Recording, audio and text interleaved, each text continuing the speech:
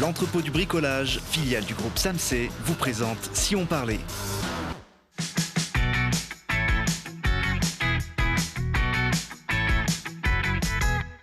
Bonjour à tous, bienvenue dans Si on parlait, l'émission qui vous donne la parole chaque jour pour savoir ce qui se passe près de chez nous.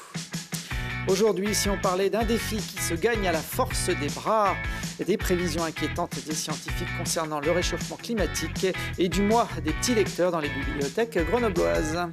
Et pour parler de ces sujets, je reçois Raphaël Boucher et Nicolas Aupert. Bonjour à tous les deux. Bonjour. Vous êtes pompiers au sein de la caserne de Grenoble et vous parlerez tout à l'heure du challenge Max Cosson.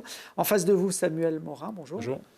Directeur du Centre d'études de la neige de Météo France, basé sur le campus de Saint-Martin-d'Hères. Vous faites partie des scientifiques qui ont participé au dernier rapport du GIEC. Alors le GIEC, c'est le groupe d'experts intergouvernemental pour l'évolution du climat. C'est un groupe qui existe depuis une trentaine d'années à peu près. Qui a fêté ses 30 ans l'an dernier, oui. Ça sert à quoi le GIEC Le GIEC travaille sur commande des États et produit des rapports sur l'évolution passée et future du climat et ses impacts sur la faune, la flore et les populations humaines.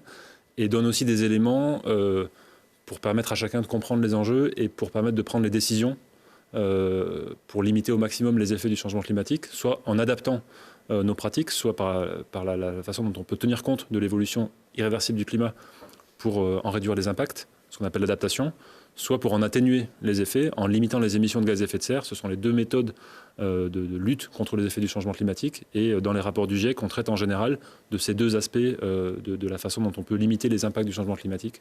Et là, en l'occurrence, spécifiquement sur l'évolution de l'océan et de la cryosphère, c'est-à-dire les zones gelées à la surface de la Terre. Oui, vous faites partie des scientifiques qui sont auteurs du dernier rapport en date. Il y a un gros rapport tous les 5 ans, mais là, en cette rentrée de septembre, il y a un rapport spécial, on peut l'appeler comme ça, qui a été publié.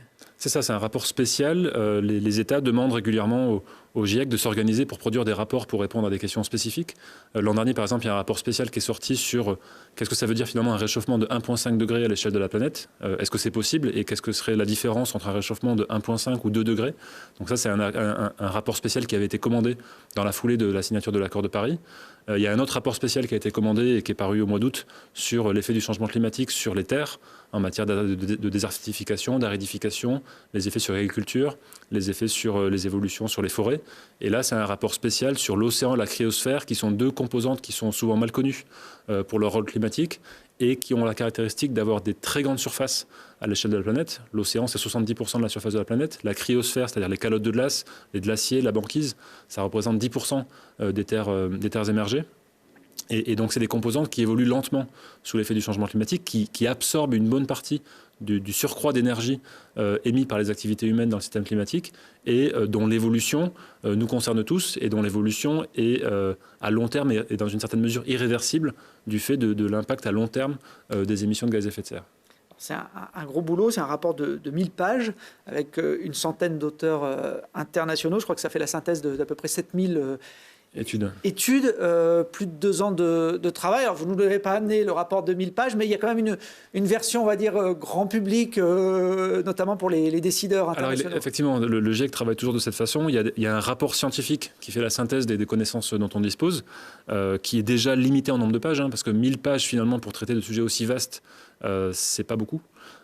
Et sur chaque sujet, moi par exemple, j'ai travaillé sur le chapitre de la montagne et on avait droit à 80 pages pour traiter de l'ensemble des impacts passés, futurs du changement climatique sur les glaciers, la neige, le permafrost et tous les impacts en cascade sur le tourisme, les risques naturels, les ressources en eau, etc. Donc en fait, 80 pages, c'est pas beaucoup. Et la première difficulté, c'est de synthétiser. Et pareil, les collègues qui ont travaillé sur les régions polaires ou sur l'océan, ils ont eu énormément de matière à condenser pour arriver à la fin à seulement 1000 pages. Mais 1000 pages, on sait que c'est quand même beaucoup à lire, évidemment. Et donc, chaque fois, le GIEC produit un résumé pour décideurs qui est de quelques dizaines de pages. Celui qui est issu du rapport Océan-Cryosphère, il fait à peu près 40 pages plus quelques figures. Et l'originalité de ce résumé, c'est qu'il est co-élaboré avec les gouvernements. On s'appuie sur les retours qu'ils font, qui visent à rendre le rapport le plus clair, le plus compréhensible possible, dans la mesure où, puisque le rapport est produit à leur demande, l'objectif c'est qu'ils puissent s'en servir. Et donc pour ça, il faut qu'ils puissent le comprendre et pour pouvoir prendre les décisions qui ont un impact sur la réduction des effets. Alors, le moins qu'on puisse dire, c'est que ce rapport n'est pas très optimiste pour l'avenir de notre planète. Vous parliez des océans. les experts dont vous faites partie estiment que, dans certaines hypothèses, le niveau pourrait monter d'environ 1 mètre d'ici la fin du siècle. Moi qui vais régulièrement à la mer, comme je pense beaucoup de téléspectateurs, 1 mètre en plus ou 1 mètre en moins, ça ne paraît pas non plus significatif. Ça dépend où on est en fait. Si on est sur un littoral ou si on est sur une île au milieu de l'océan Pacifique où la hauteur maximum est de quelques mètres au-dessus de la surface, finalement 1 mètre ça change beaucoup de choses en matière par exemple de pénétration de l'eau salée dans les aquifères. Donc finalement l'eau devient impropre à la consommation. C'est la même chose pour certaines terres agricoles d'ores et déjà. Mais surtout quand on fait augmenter le niveau moyen de niveau des mers, ça veut dire que les tempêtes où les phénomènes de marée intense ou les phénomènes de hautes eaux qui peuvent se produire vont aller encore plus loin que ce qu'elles atteignent aujourd'hui. Et donc quand on se protège contre des tempêtes, quand on se protège contre des niveaux marins extrêmes aujourd'hui observés sur le dernier siècle, mais en fait cette protection, elle devient inefficace si le niveau marin continue à monter. Donc l'enjeu, et c'est toujours la même chose en matière de climat, c'est pas tant le changement sur la moyenne, c'est comme la température, si le réchauffement de 1, 2, 3 degrés, on pourrait se dire à premier abord, ça ne change pas grand-chose. En fait, ça change beaucoup sur les phénomènes extrêmes. Et une canicule à 46 degrés ou à 48 degrés, on comprend que ce n'est pas la même chose. Et pour le niveau des mers, c'est un peu du même acabit. Et puis il y a des villes côtières qui, effectivement, peuvent être impactées plus directement. Ces tempêtes que vous évoquez, vous les prévoyez plus puissantes, plus dévastatrices dans les décennies à venir? Effectivement, toutes les données dont on dispose, tant sur le passé que sur le futur, laisse à penser qu'on ne s'oriente pas vers une augmentation du nombre de tempêtes tropicales, du nombre de cyclones, etc. Par contre, du fait du réchauffement de l'océan, du fait des interactions avec l'atmosphère, on s'attend à un accroissement de l'intensité de certaines de ces tempêtes-là. Et donc, effectivement, ce à quoi on est préparé aujourd'hui, on risque de ne plus l'être si ces tempêtes deviennent de plus en plus intenses. Certains articles de journaux, la sortie de ce rapport, ont parlé d'apocalypse. C'est un terme exagéré? C'est un terme qu'on n'aime pas bien en tant que chercheur parce que l'apocalypse, c'est pas facile à définir. Et puis, encore une fois, c'est un futur qui n'est pas encore avéré, qui n'est pas encore écrit, qui dépend des actions de l'humanité. En quelque sorte, d'ici 2050, du fait de l'inertie du système climatique, qui est en grande partie liée à l'océan et à la cryosphère, finalement, l'évolution climatique des 30 prochaines années est écrite dans une certaine mesure, puisqu'elle résulte de nos émissions passées. Pour la deuxième moitié du XXIe siècle, l'évolution future dépendra beaucoup des choix qui sont faits aujourd'hui en matière d'émissions de gaz à effet de serre, et le rapport est très clair là-dessus.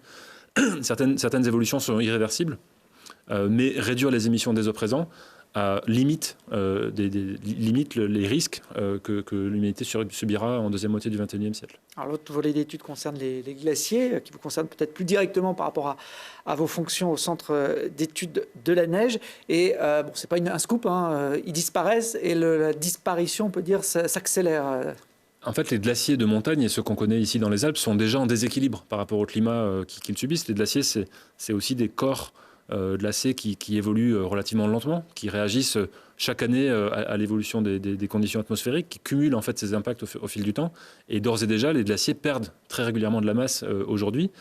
Et même en limitant le réchauffement au niveau atteint aujourd'hui, finalement, la poursuite du recul des glaciaires se poursuivrait.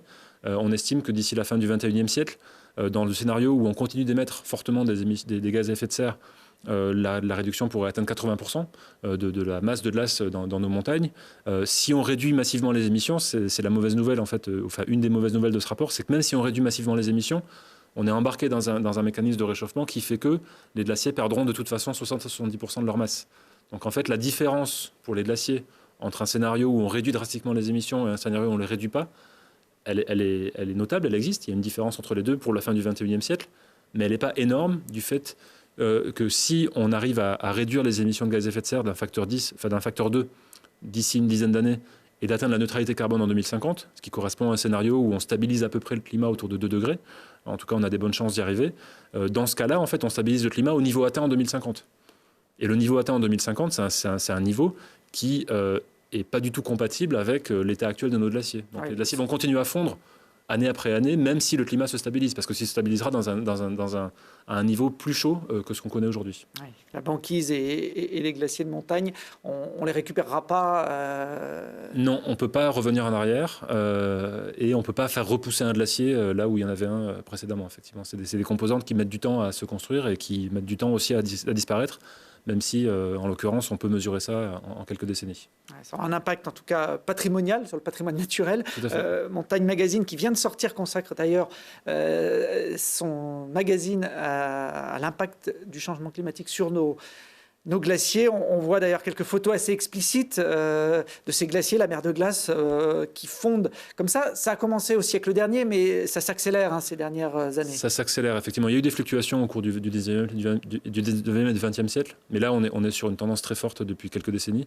Et les aspects patrimoniaux, puisque vous en parlez, c'est quelque chose qui a été exploré dans le cadre de ce rapport. C'est un rapport commun entre des physiciens du climat, des gens qui travaillent sur la neige, des gens qui travaillent sur un certain nombre d'impacts, et puis aussi des gens qui travaillent sur les sciences humaines et sociales, et puis sur la faune et la flore, avec des anthropologues, avec des économistes et d'autres dimensions scientifiques. Et effectivement, on mesure l'impact de cette réduction de la glace et de la neige pour un grand nombre de peuples qui vivent en montagne, en Himalaya, dans les Andes, y compris dans les Alpes.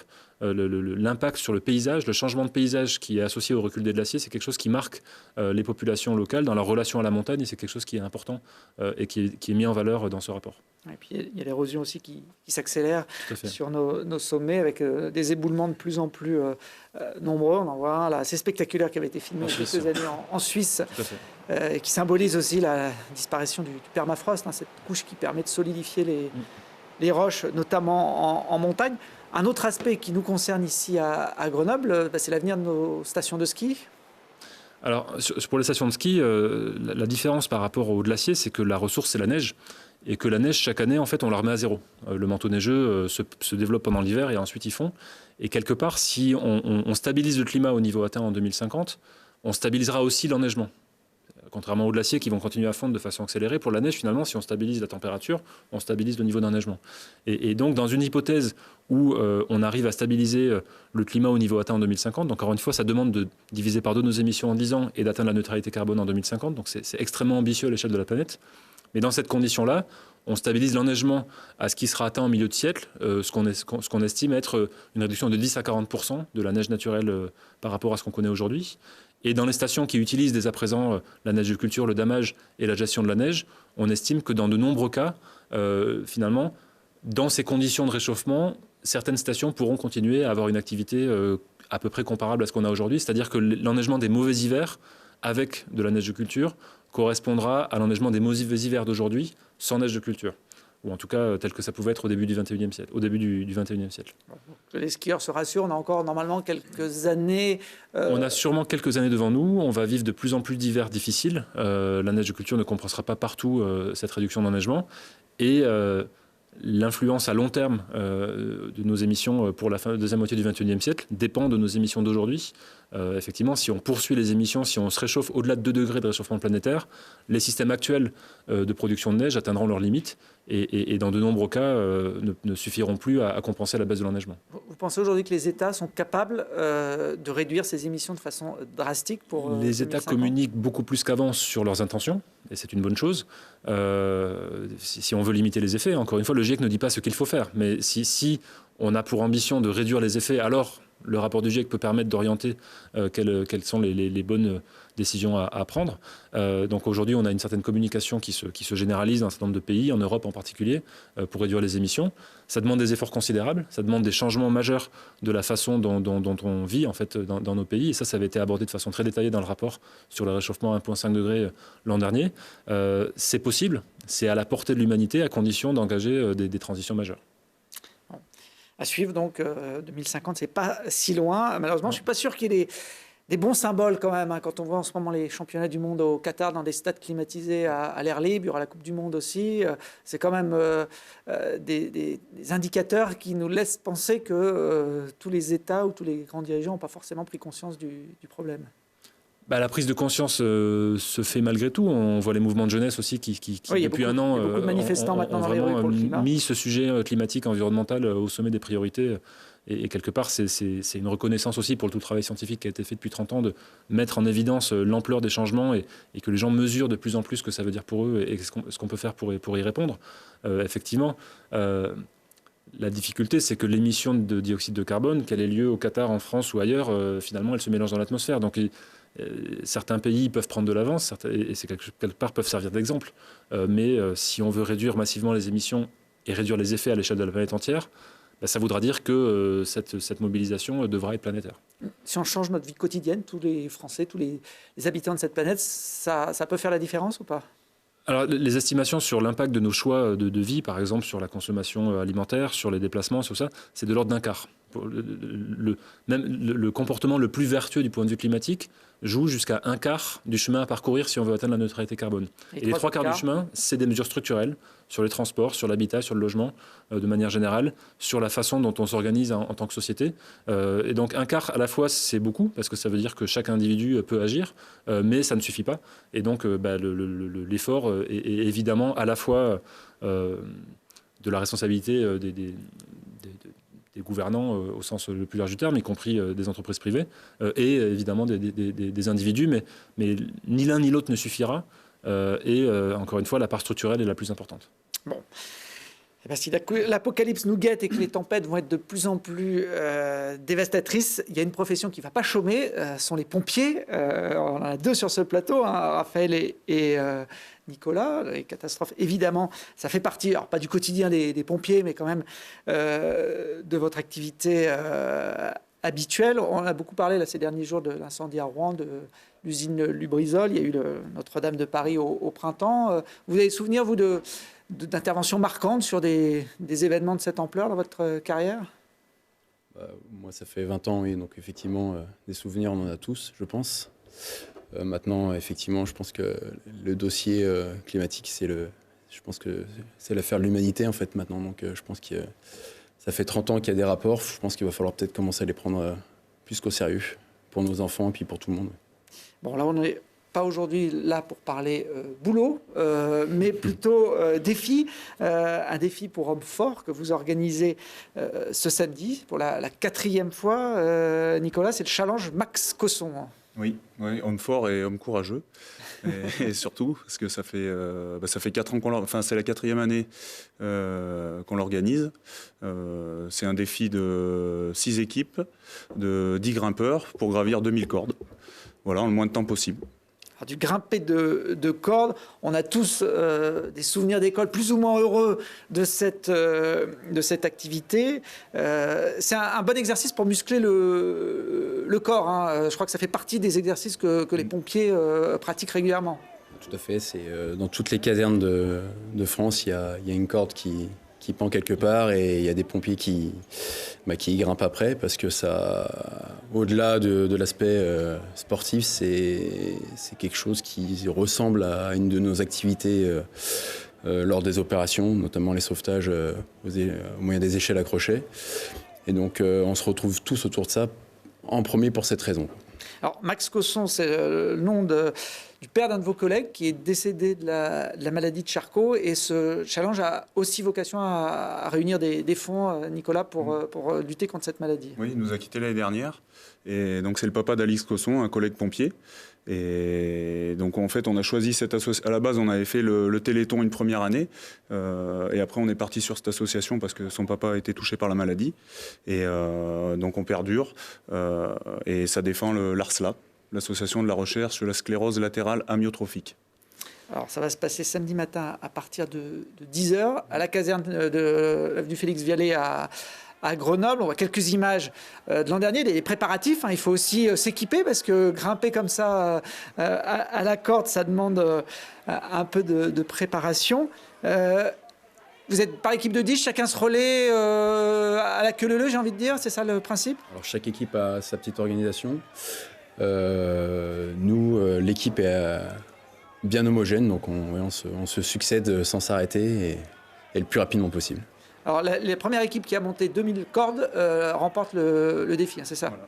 Et le trophée est à son nom gravé sur le trophée qui est derrière vous.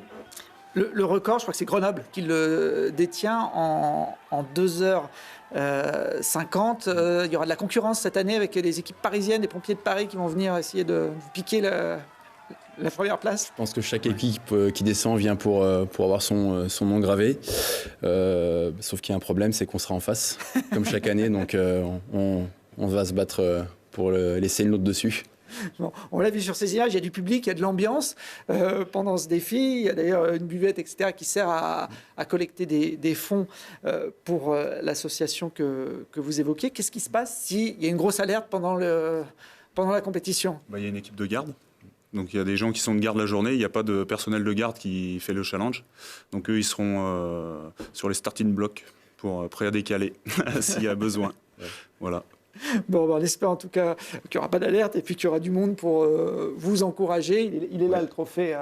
On dirait presque un bouclier de Brennus là, pour les rugbyens. Ouais, il est là. Donc on ne le voit pas forcément à l'antenne parce que c'est gravé en petit, mais effectivement, Grenoble détient le record en 2h50. Essayez de faire mieux samedi. Je vous sens en forme là, tous les deux. Donc je ne sais pas si les autres sont dans le même état, mais... J'espère pour eux. Plus on approche, plus ça monte. Ça monte. Ouais. Bon, ouais, c'est le cas de le dire. Je voulais juste rajouter, qu'il y aura une structure gonflable pour les enfants, de la vente de crêpes et de boissons fraîches. Ils ne sont pas obligés de monter à la corde, les enfants. Non, mais moi, j'ai de très mauvais souvenirs du grimpé de corde de l'école. Je ne sais pas si Samuel était doué à cet exercice. Pas vraiment. Pas vraiment non plus. Bon. Tout le monde pourra s'y essayer, en tout cas. Bon, avec des conseils de professionnels. Je ne sais pas si elle était douée au grimpé de corde quand elle était à l'école. On va lui demander tout de suite, puisqu'on va accueillir en musique pour la carte blanche de cette émission, Laurie Baillet. Bonjour Laurie, sur une musique qui me rappelle aussi mon enfance, mais j'ai le meilleur souvenir avec cette musique. Et oui, donc cette semaine, on parlera des enfants. Zoom sur le mois des petits lecteurs, donc qui est organisé par la bibliothèque municipale de Grenoble et qui a lieu tout le mois d'octobre dans toutes les bibliothèques de la ville. Donc en fait, cet événement s'adresse aux 0-6 ans. L'objectif, c'est faire entrer le livre au cœur des familles, d'aider les parents à passer les portes des bibliothèques avec leurs enfants. Cette année, la programmation se fait autour des 5 sens. Donc il faut savoir que c'est par le toucher, l'odorat, le goût, l'ouïe et la vue que bébé découvre le monde. Donc les tout petits sont très tôt sensibles à la musique des mots, au rythme des phrases, aux sonorités, comme à la magie des formes et des couleurs. N'est-ce pas Thibaut ? Tout à fait. Des choses. Tout à fait. J'ai encore mes livres d'enfance dans ma tête. Donc cette année, au programme de l'événement, spectacle, contes, comptines, lectures, ateliers, rencontres ou encore projections de courts-métrages pour les petits et aussi pour leur famille, bien sûr. Avec une invitée de marque, une invitée d'honneur cette année, c'est Annette Tamarquin, donc qui est auteure, illustratrice de nombreux livres pop-up très colorés et très animés, donc comme celui-ci. Le livre Farandole, paru aux éditions Les Grandes Personnes. Donc je te passe le livre. Ah oui, parce que je suis une grande personne, donc je peux l'ouvrir. Ah oui, c'est un livre accordéon. Voilà, c'est ça. Il faut vraiment être en septembre dernier. Il faut être costaud, avoir une grande envergure. Donc en fait, Annette Tamarquin, c'est une spécialiste des techniques de papier plié, découpé, du 3D. Elle anime de nombreux ateliers parents-enfants à la bibliothèque, dans les nombreuses bibliothèques. Et donc elle sera notamment en dédicace à la librairie Le Square mercredi 16 octobre à 15h. Donc si vous voulez la rencontrer et acheter son livre, du coup, c'est possible à la librairie Le Square. Donc le livre, il est en vente dans toutes les librairies, un petit peu partout, et il vaut 19,50 €. Thibaut, ça va, tu t'en sors ? Oui, je suis en train de le faire découvrir à nos téléspectateurs. Il y a des petits personnages en relief. Tu peux aussi bouger, hein, donc tu peux bouger, montrer l'accordéon, soulever les rabats. Ouais, j'ai déjà du mal à tenir et la caméra et le livre, donc je vais m'arrêter là. Mais je te fais confiance. Donc, pour continuer, donc, le mois des petits lecteurs, c'est aussi l'occasion de souhaiter la bienvenue aux petits nouveaux et aux bébés qui sont nés l'année. Donc avec l'opération Un bébé, un livre. Donc pour sa 10e édition, le livre qui est retenu, c'est celui de Lucie Albon, c'est Coucou, tu me vois, donc qui est paru aux éditions L'Élan Vert. Il est destiné aux 1-3 ans. Donc en fait, cet album cartonné joue sur le reflet, donc à l'aide de papier miroir. Tu te vois, Thibaut ? Je vois surtout le reflet. Tiens, je te passe le livre. Donc les familles, elles sont invitées à retirer ce livre dans toutes les bibliothèques de Grenoble. Et lors de la remise, chaque bébé reçoit sa carte aussi de lecteur. On peut les acheter également, Oui, bien sûr. Oui. Donc surtout le livre Farandole qui est à 19,50 € et qu'on retrouve dans toutes les bibliothèques. Voilà, là, on est en train de voir le poisson et le reflet. On voit la caméra et ma tête voilà, donc ça, effectivement, c'est comme un miroir. Et donc pendant l'événement, il y a aussi, je disais, des courts-métrages. Donc il y a un volet cinéma Et donc on peut voir notamment 2 films à l'affiche, il y aura plusieurs séances. Donc il y a Les Petits Explorateurs qui est à voir samedi 19 octobre à la bibliothèque Malherbe et mercredi 30 octobre à la bibliothèque Saint-Bruno. Donc là c'est l'histoire de Jo, c'est un enfant qui est sourd et solitaire et il tombe en fait nez à nez avec un robot qui est tombé du ciel et qui s'appelle Clé à molette. Et donc cette découverte va bouleverser sa vie et je vous donne un petit extrait.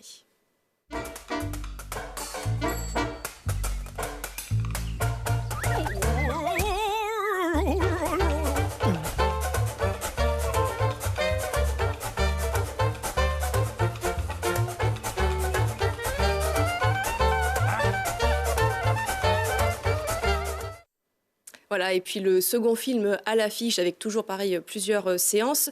Donc c'est À deux, c'est mieux, à voir mardi 22 pour octobre. Enfants, ça. Oui, c'est pour enfants. Donc c'est à voir la bibliothèque Alliance et le samedi 26 octobre à la bibliothèque Mistral et Alliance. Et donc dans ce film d'animation, effectivement, À deux, c'est mieux, mais c'est mieux pour partager ses jeux, ses peines et ses expériences. C'est une balade sur le thème de l'amitié tout en douceur.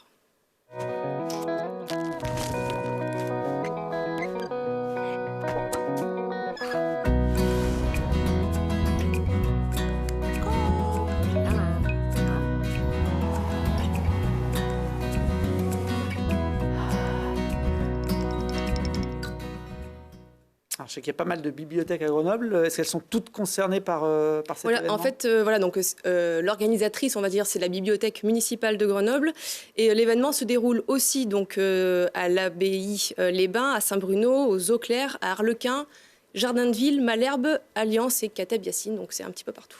Il y a 12 bibliothèques à Grenoble. C'est le plus important réseau de France avec, je crois, pas loin de 500 000 ouvrages. C'est ça, exactement. Donc c'est vraiment, on parle d'un réseau de 12 bibliothèques, 500 000 ouvrages au total à consulter.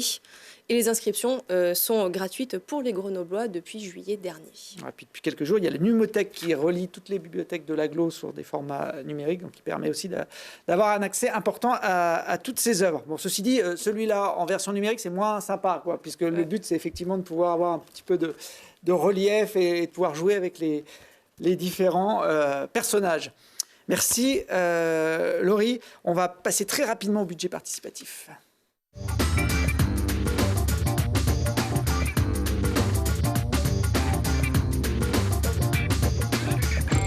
Oui, il vous reste 2 jours pour voter, donc je laisse tout de suite la parole à Gilles, un habitué des projets participatifs, qui nous présente son projet de glisse urbaine au fil de l'eau.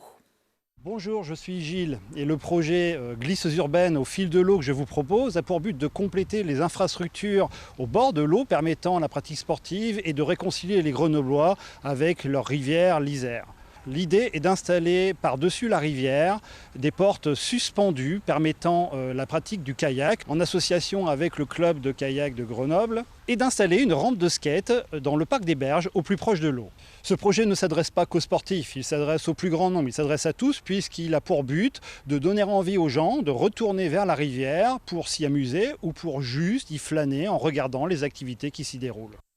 Voilà, donc si vous voulez voter, c'est dans les bureaux de vote en ville à Grenoble jusqu'à samedi après-midi.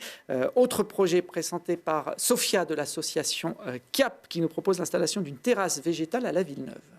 Nous venons aujourd'hui vous proposer un projet à la place des Saules et proposer aux gens une terrasse avec des tables, des mobiliers, des chaises et des bancs qui seront ombragés et végétalisés. Sur ces bancs, nous pourrons nous asseoir pour discuter avec de la convivialité, boire un thé, un café, un chocolat, une boisson fraîche éventuellement. Avoir aussi des animations dans ces lieux. Et ce lieu sera aussi ouvert vers l'association CAP qui donnera plus d'accessibilité à ce lieu et pour les personnes à mobilité réduite. Voilà, 21 projets en lice, il y aura 5, 6, 7 projets financés suivant les votes et le budget global qui est de 800 000 €. Merci à tous, bon courage pour le défi et nous on se retrouve demain pour d'autres aventures.